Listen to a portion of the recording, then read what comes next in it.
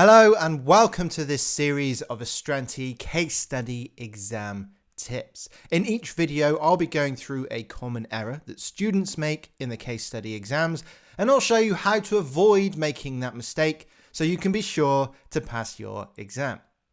In this video, we'll be taking a look at the third common mistake in this series, and that is unstructured answers. Now remember that in the case study exams, you are writing a series of miniature essays, and this can be a challenge for some because it's easy to lose focus or to go off on a tangent when you're writing in that long form. And the reality is that you need to write well for this exam. You don't need to be an English professor, but you do need to know how to say what you mean. So there we're talking about precision, and how to get that across in as few words as possible. So there we're talking about being concise. So those are the two key things to aim for in your writing style when you're structuring your answers. Be precise and be concise. Now, unstructured answers. What does it look like when you've got unstructured answers? Well, you'll know that you have a problem here if you have an answer or a response that is a wall of text with very long paragraphs, perhaps no paragraphs, and certainly no headings to break it up. Now, headings are an easy way to drastically improve your answers, and we'll talk about that more in a moment, but you certainly want to be using headings in your answers. And if you don't have any, then you're probably suffering from unstructured answers.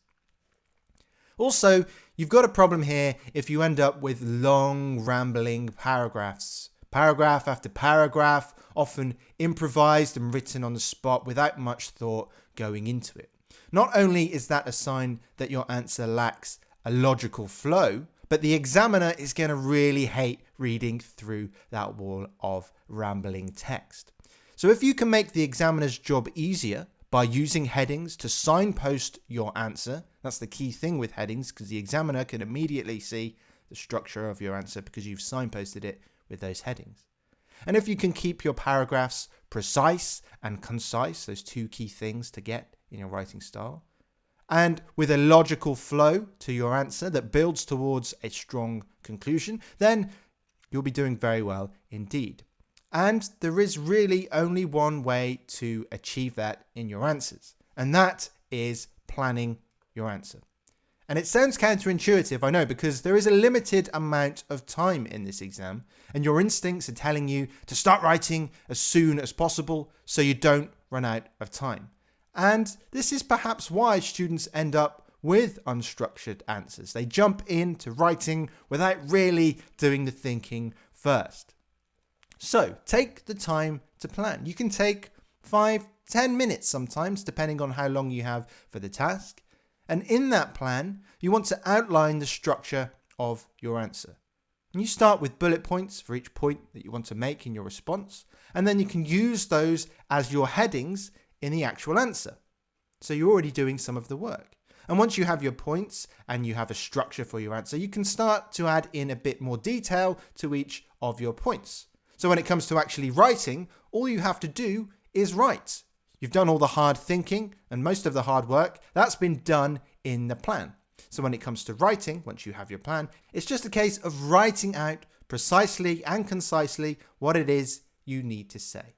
So if you have unstructured answers, remember this: when you have a plan, you'll pass the exam.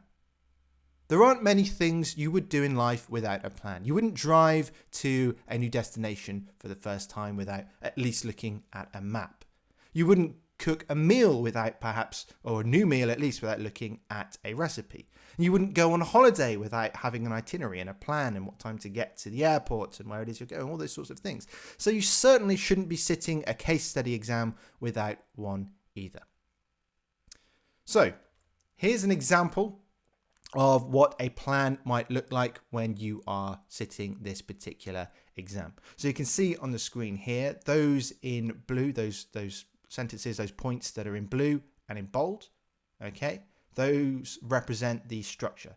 So the question here is in two parts. We've got A and B. And now A is a question relating to delaying financial statements and relating to corporate governance. So it's that type of question. And then section B is the advantages and disadvantages of a functional structure for the company with a focus on control. Okay, now you can see that we've got a basic structure here. We haven't fully fleshed out all the points. We've just written point 1, point 2. This might be the starting point of your plan. And even within that plan, you might develop those points. You might actually write out what the point might be. So in this case, if it's about delaying financial statements, it might be one major issue, how this might impact shareholders negatively, and it might be concerning for them. That would be point 1. You would do something similar for point 2. And you can see here that you're building up the structure. You can do this in sort of 5 to 10 minutes. And like I say, if you add in a bit of detail, you've done quite a lot of the heavy lifting or the hard work up front. You can see on section B, the advantages and disadvantages. So you've got a section on advantages, and advantage 1, 2, and 3. And you can see in brackets, there's 6 marks in total, and we're going to aim for 2 marks per advantage. So we know that when we get to this part of the question, we'll have a title for advantage 1, and we want about a paragraph or so underneath there, fully explaining the advantage, why it's an advantage, and applying that to the scenario. And then you go on to advantage 2 and advantage 3, doing the same thing. And then you move on to the disadvantages. Again, 2 marks per disadvantage. You have a heading for each, and under each heading, you'll fully explain the advantage, why it's an advantage, making sure it's applied to the scenario. And once you have this process, it becomes a much easier thing to manage, because it's just a case of making sure you've got everything covered that you came up with in your plan. Okay, now if you want more on this, if you want a more detailed breakdown of how to really plan your answers, then I'd recommend taking a look at our exam technique study text or video series available at the Astranti website. That is a full study text where we go through how to develop a case study exam technique. And we go through all of the key aspects. And one of those is how to structure your answers and how to develop a plan. We also have an accompanying video series that goes alongside that study text. So this is an area where you need to improve and make to progress, then I would highly recommend having a look at that study text or video series. So that's it for the third common error, which was unstructured answers. Now, hopefully you can avoid making this mistake and falling into this trap. And even if you do, you can at least identify where you've done it and learn from your mistakes. Failure is, after all, an important lesson, but you'd much rather fail a mock exam than the real exam. And again, if you want to get practice of this, then I would highly recommend sitting our mock exams. And if you really want the detailed feedback from a marker, then go on and get the marking and feedback as well. There's really no better way to improve your exam approach than to have an expert tell you what you're doing wrong and how you can improve. So that's all for now. The next common error we'll be looking at, the fourth one, will be running out of time in the exam. So we'll be looking at how to identify whether you're falling into that trap or whether you're struggling with that, and some actionable steps for overcoming that and improving your time management in the case study exam. Thanks for watching, and I hope to see you in the next video.